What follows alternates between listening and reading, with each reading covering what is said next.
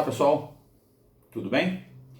Bom, podíamos estar melhor, né? Obviamente, estamos enfrentando uma situação bem difícil, mas vai passar. Vou fazer mais um vídeo aqui desse conjunto de vídeos que eu vim fazendo, até sempre com a temática do coronavírus. Já fizemos aí globalização, já fizemos urbanização, já fizemos a questão dos indicadores demográficos, fiz um sobre cadeias globais de valor, que já pega um pouco a linha do que eu vou fazer hoje, né? Projetando um pouco o que tem de acontecer pós-pandemia. Hoje eu queria projetar aí o que tem de acontecer, o que pode vir a acontecer nos setores de moradia e transporte, circulação, tá? Obviamente, se eu vou projetar coisas que podem acontecer, o vídeo vai ter um pouco de especulação, porque eu não posso cravar que vai acontecer, mas também, como eu trago sempre para a minha área, né, ou pelo menos alguma coisa próxima da minha área, que é a geografia, não é palpite, não é achismo, né? São algumas tendências. O problema todo é que algumas dessas tendências dependem de duas variáveis. A variável número 1, o impacto do trauma, né? Então, no meu caso aqui, ontem a gente completou 60 dias, ou anteontem, 60 dias de quarentena, né? Isolado, saindo só para o que é essencial. No caso do Brasil, o número de casos ainda está avançando. Então, por mais que haja uma disputa aí entre governos, nível federal e estadual, aparentemente ainda vamos ter um tempo aí para as atividades. No meu caso, que sou professor, por mais que eu desempenhe aula à distância, aula em escola mesmo, aparentemente é um ano meio assim, voltar quando? Agosto? Vai voltar esse ano? Uma coisa meio...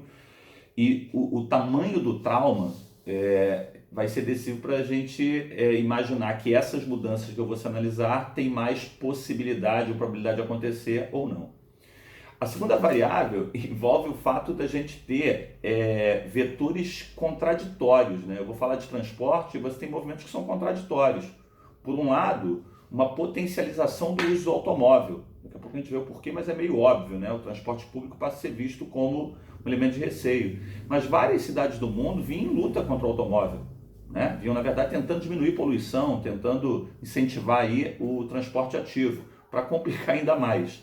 A maneira mais utilizada para combater os efeitos do coronavírus, até ter remédio efetivo, até ter uma vacina, foi trancar as pessoas. A circulação diminuiu, a poluição diminuiu. Então eu tenho dois movimentos contrários. Na parte de habitação vou também mostrar isso. Então é um vídeo um pouco diferente do que eu sou acostumado a fazer, né? Geralmente eu puxo para as minhas aulas e falo com muita convicção. Hoje, na verdade, eu vou apresentar para vocês certas situações. Mediante a isso, eu vou botar na descrição do vídeo um monte de link de coisas que eu li, de pessoas que estão projetando essas possíveis modificações, notícias, né, do que o poder público municipal em vários lugares estão fazendo, o que está acontecendo. Então vamos lá. Para começar, não é novidade que uma pandemia, que uma grande epidemia pressione por mudanças. Na história da humanidade, quando aconteceu epidemia, são coisas trágicas, você busca mudanças. Em alguns casos muito positivas, tá?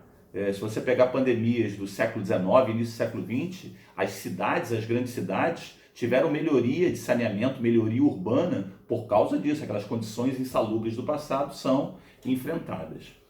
Essa é diferente, e eu falei muito disso no vídeo lá sobre globalização, porque ela afeta o mundo inteiro. Então, assim, pra gente é bem impressionante, né? Ficar acompanhando essas lives de artistas do mundo todo. Então, tá todo mundo discutindo isso, inclusive os conflitos internos. A gente fica pensando que é só no Brasil que tem lá alguém pressionando para abrir as coisas, não sei o quê. Não, em vários lugares. E aí, normalmente, você fala assim, porque o presidente tal é isso e aquilo outro. Pode ser também. Mas vai além disso. É porque, assim, você trava a economia dos lugares e você questiona o teu estilo de vida. Então, eu vou desenhar aqui cenários para moradia, para transporte, mas quanto de nós não está refletindo sobre a própria vida, né? Se você está no caminho correto, do que você deve, se você está valorizando as coisas corretas, você fica trancado dentro de casa, mesmo trabalhando muito, como eu continuo trabalhando muito, você reflete muito sobre isso. Isso vai acontecer também sobre as cidades. Como eu disse, não é a primeira vez que uma pandemia acontece e força mudanças, tem muita gente que fala até isso, a pandemia é uma aceleradora de futuros, e aí você tem situações que você consolida o que já vinha acontecendo. Então, por exemplo, a questão do home office não é uma novidade, mas nesse volume absurdo. E outras não, você potencializa esse questionamento, inclusive do transporte público. Eu, morador do Rio de Janeiro, uma cidade com transporte público muito deficiente, que não tem metrô, por exemplo, no meu bairro, que eu queria que tivesse o metrô aqui. Mas se tivesse o metrô aqui agora, eu andaria de metrô com ele cheio? É claro que uma coisa é a situação momentânea, essa fase 1, trancou todo mundo. Mas já tem países na fase 2 e a gente já está observando o que está acontecendo lá. Então eu anotei aqui algumas coisas. Primeiro, historicamente, pandemias são aceleradoras de futuros, né, dessas mudanças.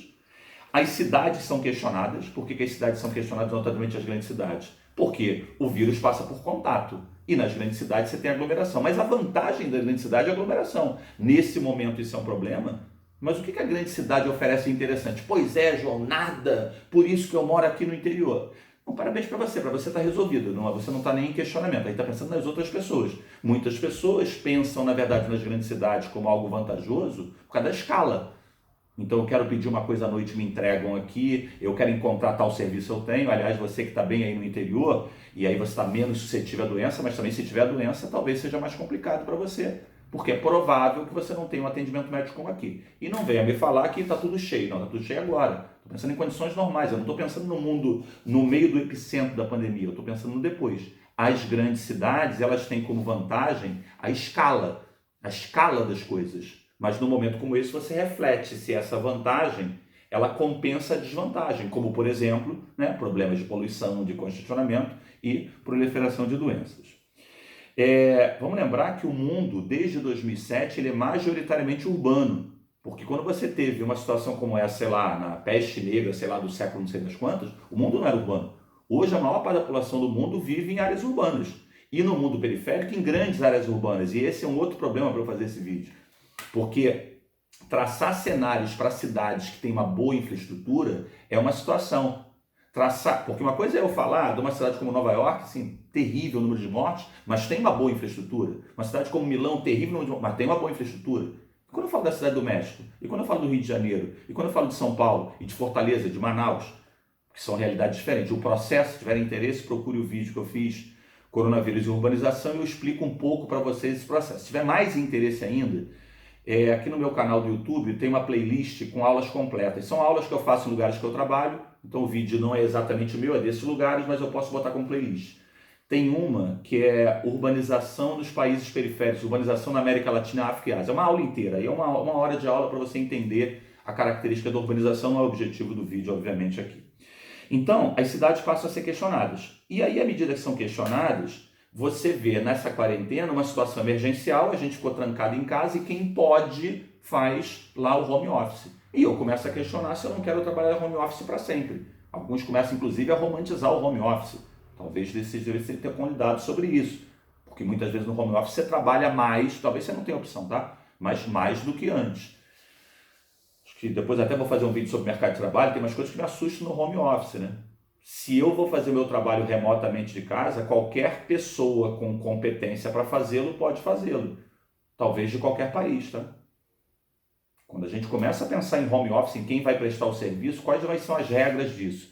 Mas aí também é um papo bem longo, depois eu faço um sobre mercado de trabalho, que tem muita coisa aí para a gente pensar, né? Pensar como cidadão, como é que a gente tem que se posicionar.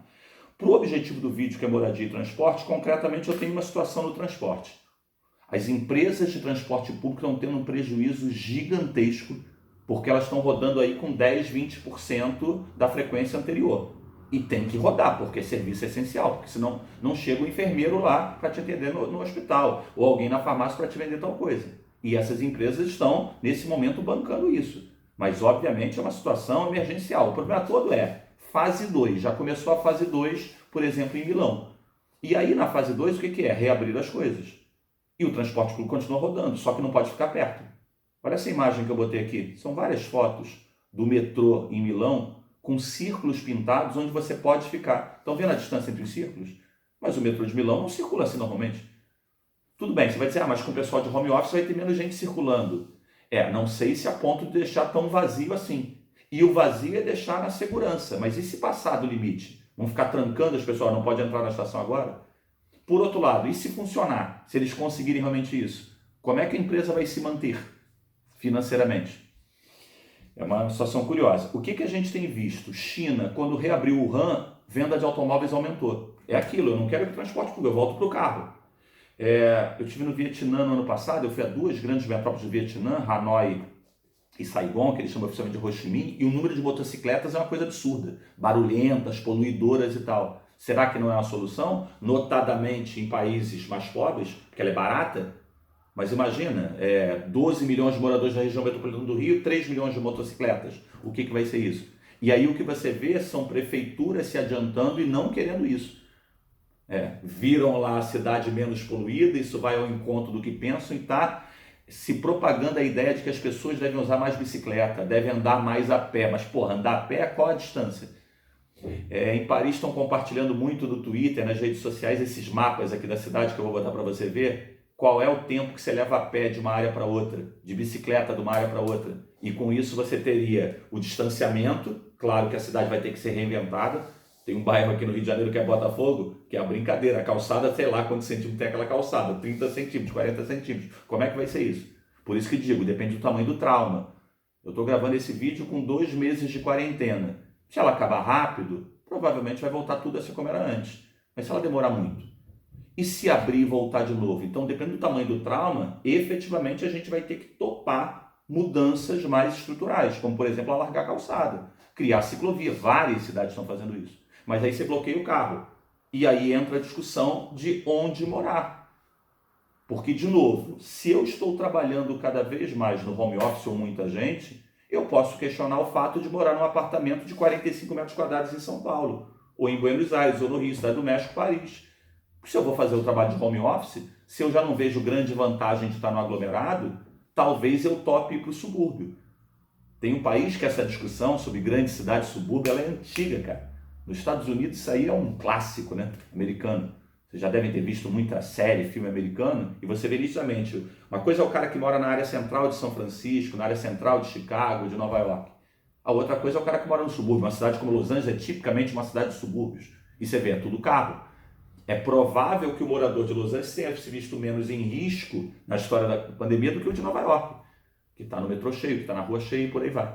Então, várias reportagens americanas falam dessa pressão para a suburbanização. O cara vai buscar o subúrbio, o que leva, inclusive, uma delas, a Tablet, a ter colocado essa capa aqui, o fim de Nova York. Eu não acredito, tá? A capacidade de resiliência das grandes cidades é muito grande, mas que efetivamente vai ter uma dança, tende a ter uma dança das cadeiras aí, é muito grande. E como eu falei no início das cadeiras, no sentido assim, onde eu quero morar? Então eu vou morar no subúrbio, eu vou morar na Serra Fluminense e tal, e lá eu vou trabalhar de home office. Mas, assim, a grande cidade ela tem muita resiliência. Ao mesmo tempo que você pode ter esse vetor, né, essa força te levando para fora da cidade, você pode começar a ter mais espaços livres na área central. E aí você pode ter pessoas que, opa, se eu morar ali, eu posso fazer as coisas a pé. Então, repara que os dois assuntos são assuntos encadeados.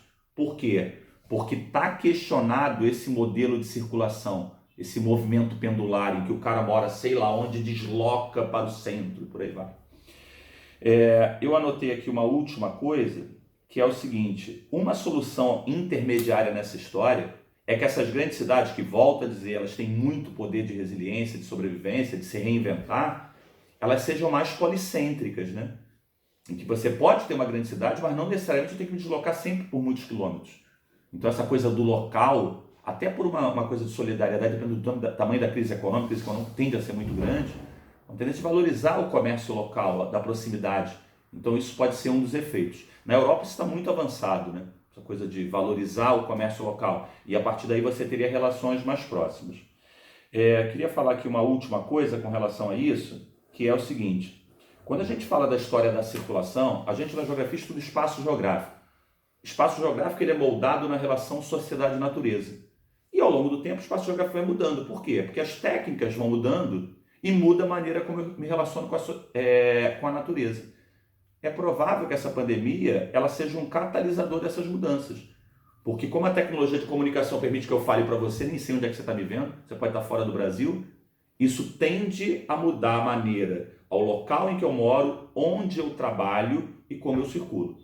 Mas aí, se você tiver interesse em ver esse vídeo que eu fiz sobre urbanização, eu fico muito preocupado com cidades do mundo periférico, né? Porque um grande número de trabalhadores aqui do Brasil vivem exatamente nas áreas tumultuadas. É o cara que está lá no ponto de ônibus, no sinal, te vendendo coisa. Se eu vai ter menos pessoas circulando, o que essas pessoas vão fazer? Também eu não sou um pessimista, eu acho que a economia consegue se reinventar, né, constantemente, novas funções, Mas o impacto disso que eu estou imaginando, né? Circulações a distâncias menores, questionamento desse transporte público mega congestionado, talvez uma pressão maior para ir para novas áreas menos tumultuadas, em cidades como Rio, Cidade do México, Buenos Aires e São Paulo, tende a ser mais impactante, porque eu tenho mais gente no mercado informal, mais gente que vive de subemprego. Vamos ver o que o futuro nos aguarda. Um abraço, queridos, até a próxima. Tchau, tchau.